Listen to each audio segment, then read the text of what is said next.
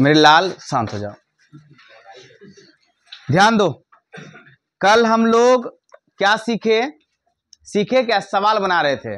सीख तो उसके पहले ही गए थे। क्या सीखे थे?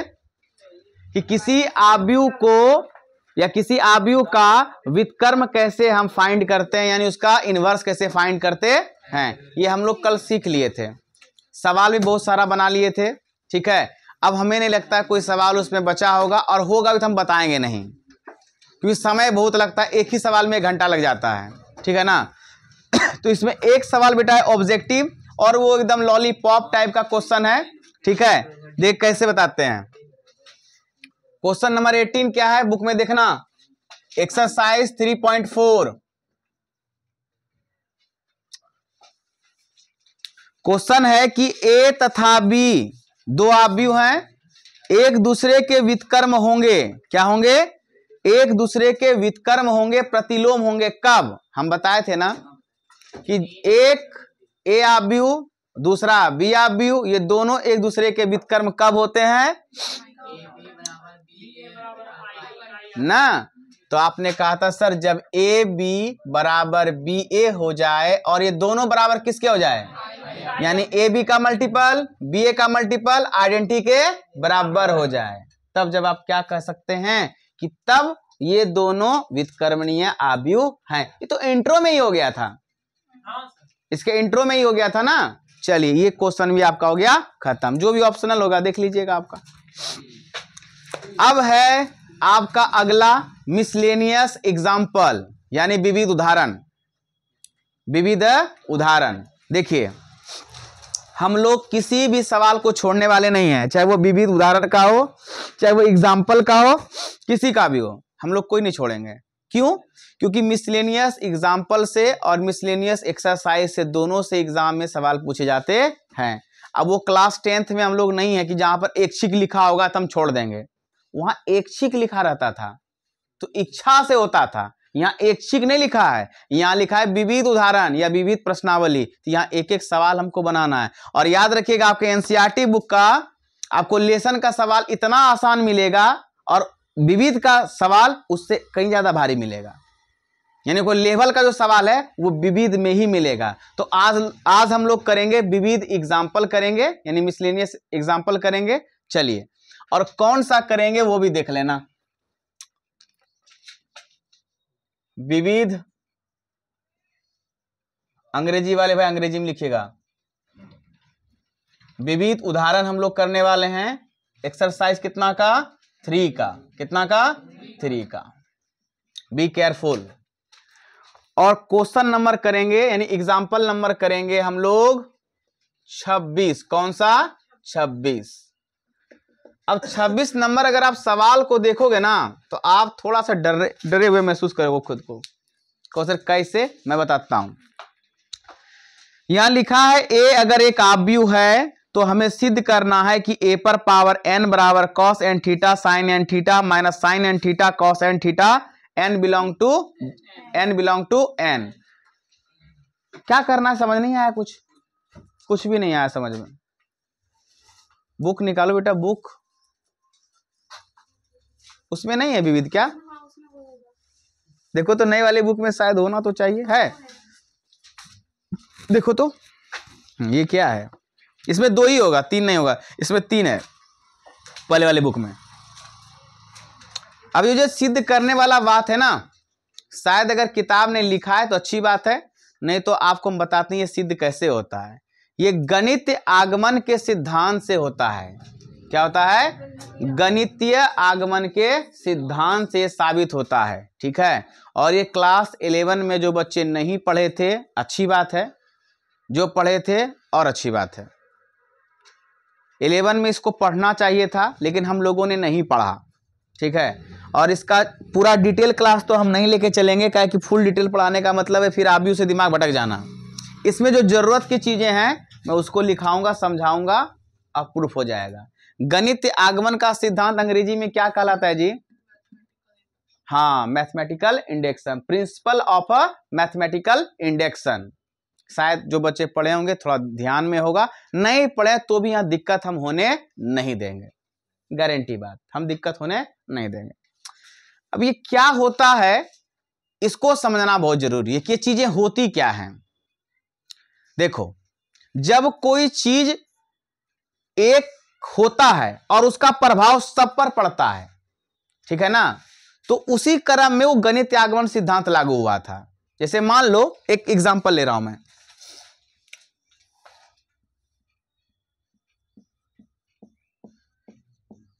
ठीक है। मान लीजिए कि ईंट रखा हुआ है, यहां पर एक रो में सब रखा हुआ है और एक ईंट पर हमने बल लगाया। क्या लगाया? बल लगाया, उसको गिराने का प्रयास किया। जब तुम एक ईंट को गिराओगे ना तो ये इसका बल ऑटोमेटिक सब पर शिफ्ट हो जाएगा और सब ईंट गिर जाता है। या सब टाइल्स को एक जगह खड़ा कर दीजिए और एक टाइल पे आप बल लगाइए, उसको गिराने का प्रयास करिए। आप इस पर बल लगाएं लेकिन सब पर कार्य करता है, ठीक है ना। इसीलिए यहां पर ये लिखा जाता है, लास्ट में एक लाइन देखिएगा, लिखा होगा n बिलोंग टू n, यानी प्रत्येक n के लिए जितना भी प्राकृत संख्या में n हो सकता है वो सब के लिए वो सिद्ध होता है। तो सब के लिए क्या सिद्ध करना हमारे लिए संभव है? n का कोई अंत है? प्राकृत संख्या का कोई अंत है? गिनती की सभी संख्या क्या है? 1 2 3 4 अनंत तक। क्या अनंत तक हम सिद्ध करते रहेंगे? नहीं। इसलिए गणित आगमन सिद्धांत ने हमें एक रूल दिया, एक अपना नियम दिया। कौन सा दिया? कि आप हमें 3 स्टेप में प्रमाणित करो। किस स्टेप में?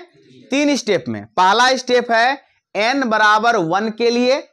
दूसरा स्टेप है, आप सपोज कर लेना कि जब n बराबर 1 के लिए सत्य है तो n बराबर k के लिए सत्य होगा। और तीसरा स्टेप क्या होता है कि तब हमें साबित करना है कि n बराबर k प्लस 1 के लिए सत्य है।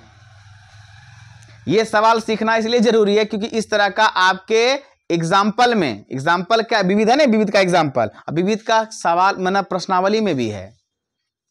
इस तरह का 2-3 सवाल लगातार है। दिखाओ, हम बताते हैं कौन कौन सा। देखो, ये सवाल अगर बनाओगे तो आपके विविध का प्रश्नावली में पहला, दूसरा और तीसरा सेम यही सवाल है। पहला, दूसरा और तीसरा सेम एकदम डिट्टो सवाल है। और बर्मा भी है, देखिए ना, बर्मा भी लिखा है ना, गणित आगमन सिद्धांत द्वारा साबित करें, स्पष्ट लिखा हुआ है ना। तो यानी इसको बनाना बहुत जरूरी है।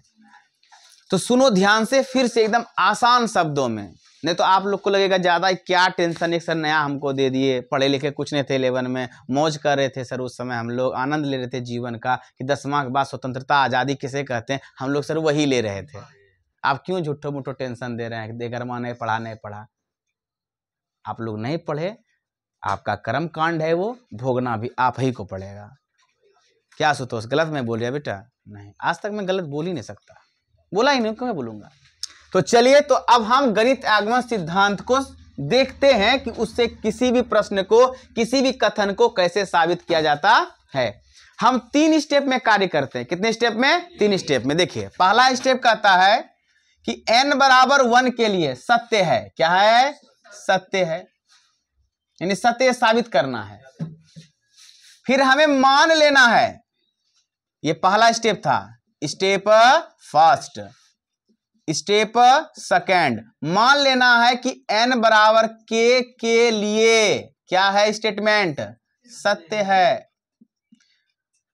तीसरा स्टेप में तब क्या करना होता है पता है?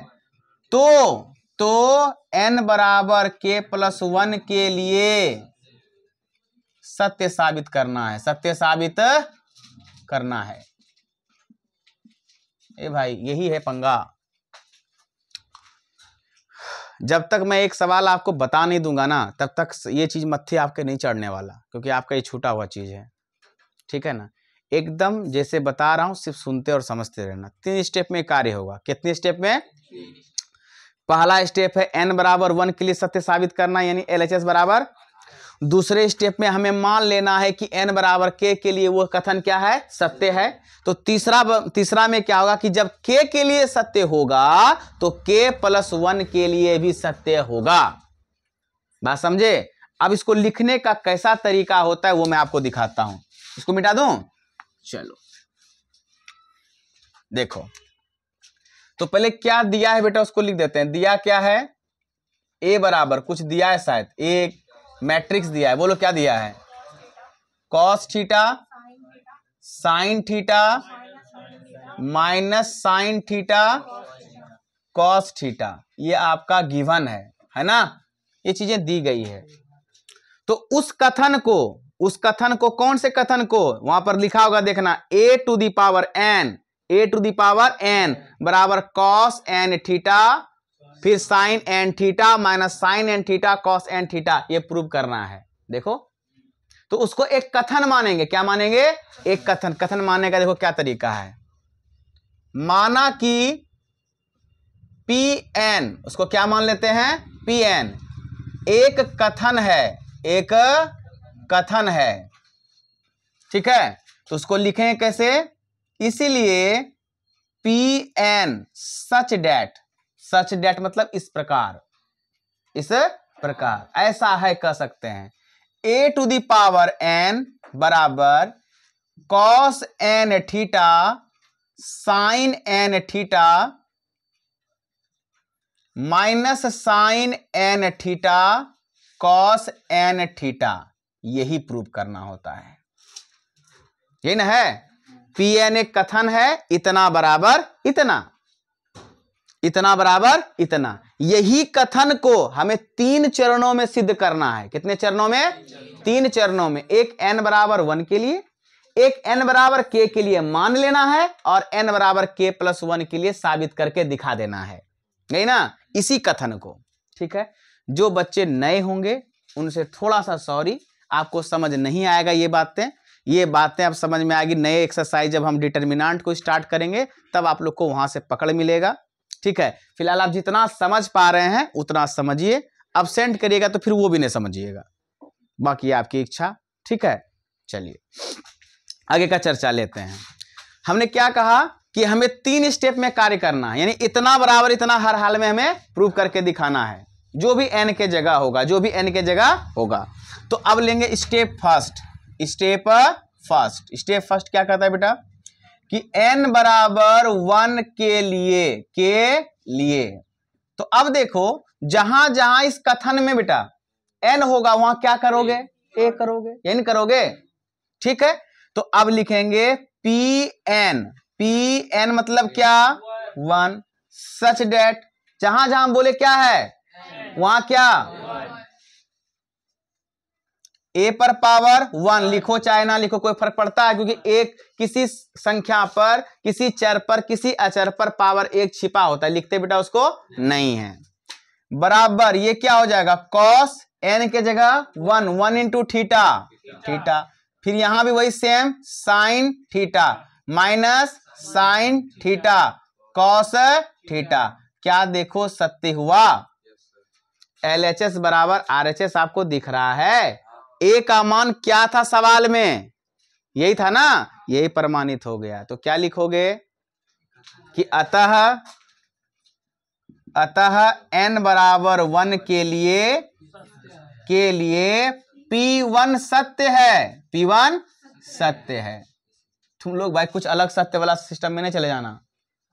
ठीक है, n बराबर 1 के लिए अब आपके मन में एक क्वेश्चन उठ रहा होगा, क्योंकि आप लोग बुतरू हैं, होना भी चाहिए कि सर अगर हम यहाँ 2 ले लेते, 3 ले लेते, 4 ले लेते तो क्या सबके लिए होता? हाँ सबके लिए होता, परंतु उतना डिटेल में भी जाने का जरूरत नहीं, क्योंकि हमारे पास समय नहीं है। आप सीधा क्या करोगे? n बराबर 1 के लिए चेक करोगे और देखोगे LHS बराबर RHS है कि नहीं। हो गया, कहानी खत्म। और सब में होगा, नो डाउट सब में होगा, कोई दिक्कत। अब किसके लिए हमें मान लेना है? k बराबर। तो अब यहां पर लिखते हैं स्टेप 2 n बराबर, यहां मानना पड़ेगा, माना कि n बराबर k के लिए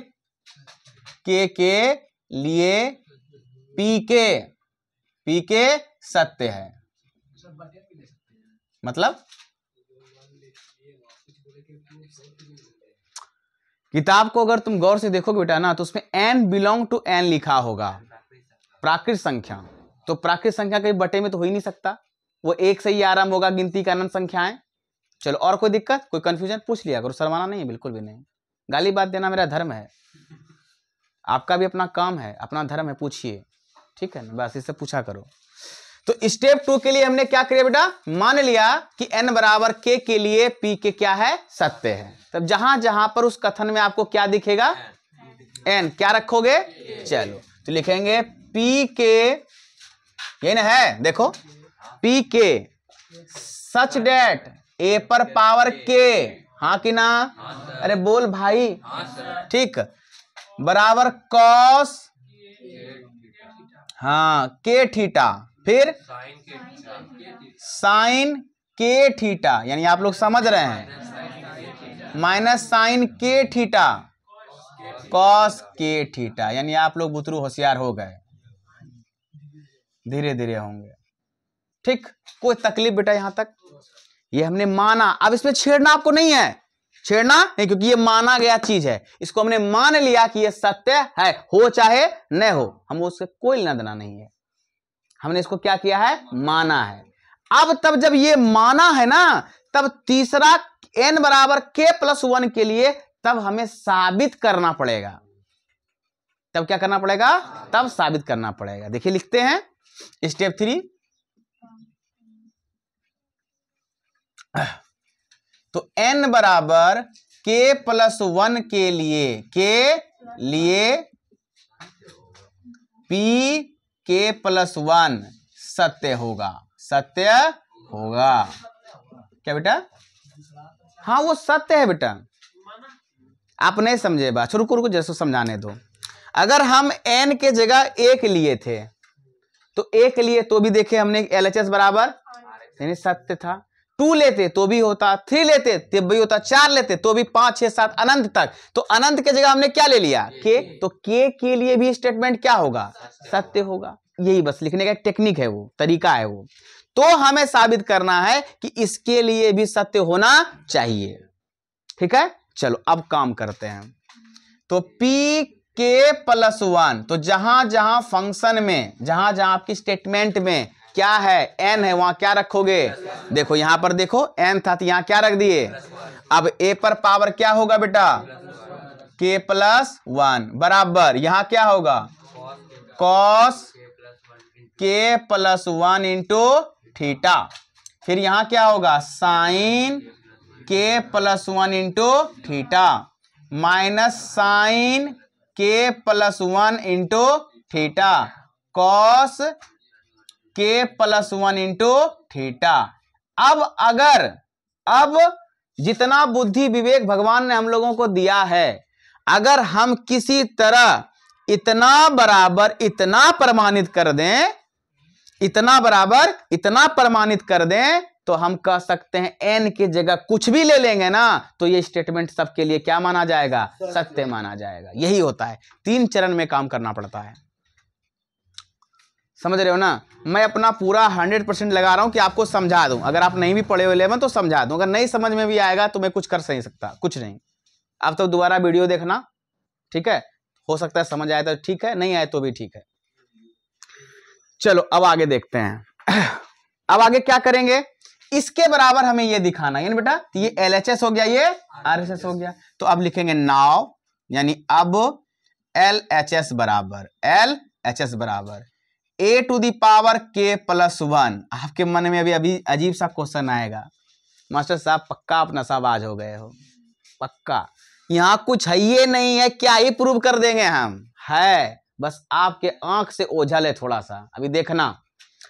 a⁴k+1 को अगर हम लिख दें a⁴k इंटू a, चलेगा बेटा, घात घातांक के नियम से अगर आधार बराबर होता है तो पावर आपस में जुट जाता है ना, क्या पढ़े हो ना क्लास 7 में 8 में 9 में, घात घातांक कि आधार बराबर होगा तो पावर ऐड हो जाता है। इसका पावर अगर कुछ नहीं है तो क्या है, 1 है, तो आधार बराबर है तो k+1 नहीं हो जाएगा, बस इसी को तोड़ के हम ये लिख दिए हैं, कोई दिक्कत। अब अगर आप ध्यान से देखोगे बच्चे, तो a पर पावर k का वैल्यू आपके सामने है, अगर आप इसको एक समीकरण मानना चाहते हैं तो मान लीजिए कि आपको दिखेगा नजरों के सामने कि वो आपका कुछ ना कुछ समथिंग वैल्यू है, तो a पर पावर k का वैल्यू आप साफ साफ देख रहे हैं ना, इसको लिखिए cos k थीटा, बोलते जाओ बेटा जरा, साइन के थीटा, और बोलो माइनस साइन के थीटा कॉस के थीटा। ठीक है बेटा। अब आपके पास ए भी तो सवाल में अवेलेबल है, कितना?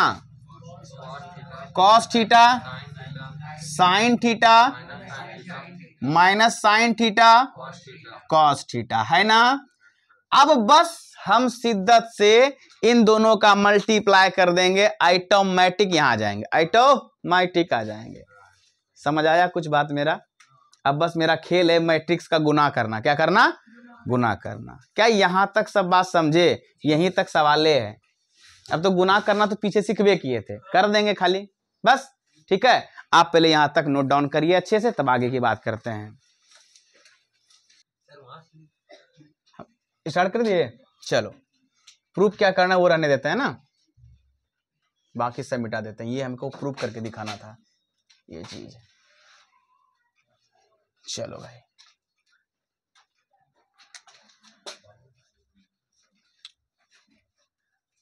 ठीक है। अब गुना करना तो सबको आता ही है, इसके पहले चर्चा चला 2 लेसन में तो यही गुना वाला ही, कि भाई रो को कॉलम से। चलो गुना करो तो क्या हो जाएगा, बोलो। कॉस स्क्वायर, हाय रे मेरे पापी पुत्र, स्क्वायर कब होता? जब ये और ये एंगल सेम होता। एंगल सेम नहीं बेटा, तो क्या होगा?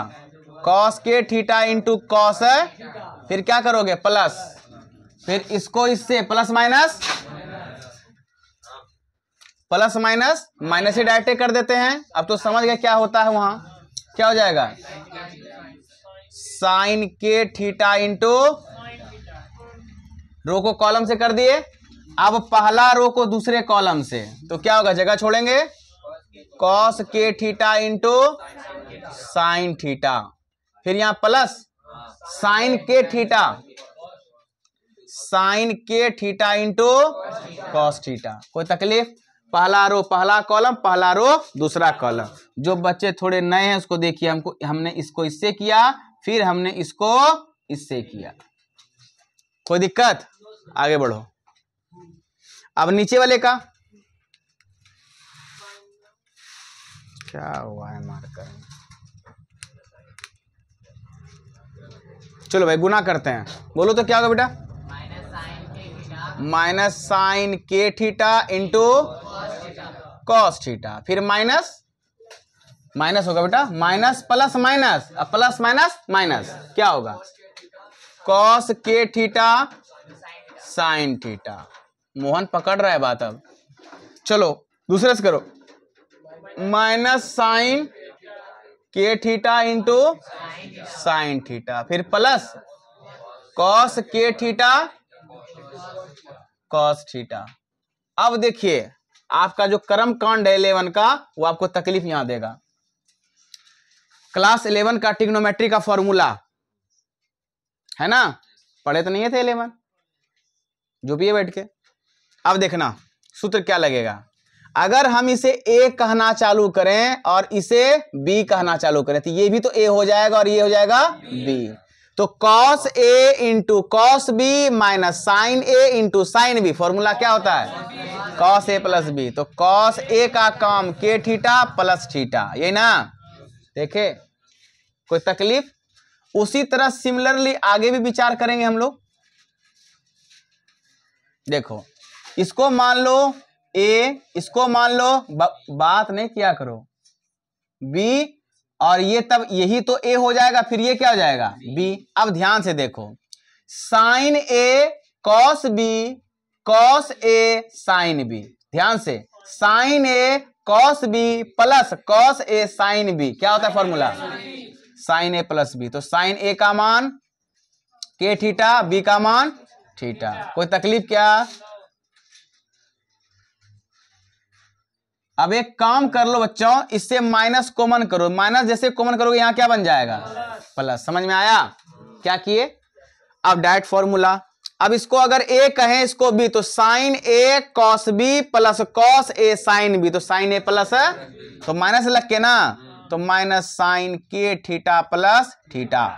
फिर यहां भी देखो, कॉस ए, इसको ए मान लो, इसको बी, तो ये ए हो जाएगा, ये हो जाएगा बी। तो cos A into cos B minus sine A into sine B, क्या होता है फॉर्मूला?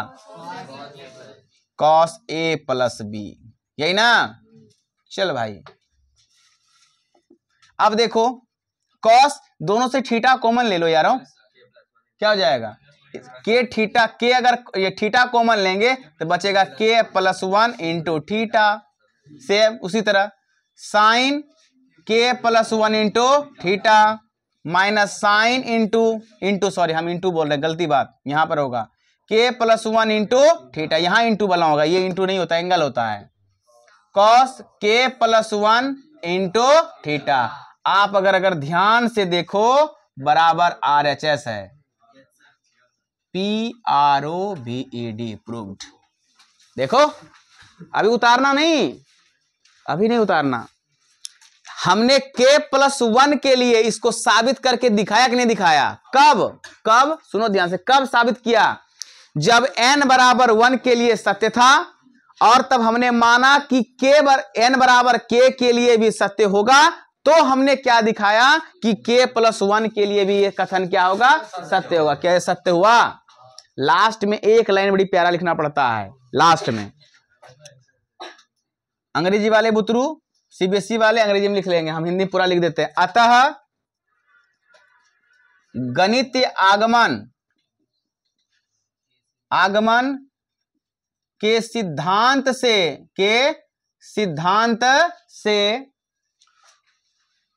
Pn, यही कथन माने थे, Pn एक स्टेटमेंट था, Pn फॉर ऑल, इसका अंग्रेजी मीनिंग होता है फॉर ऑल, इसका मतलब प्रत्येक, हिंदी में कहो तो प्रत्येक, n बिलोंग टू n के लिए, Pn for all n belong to n के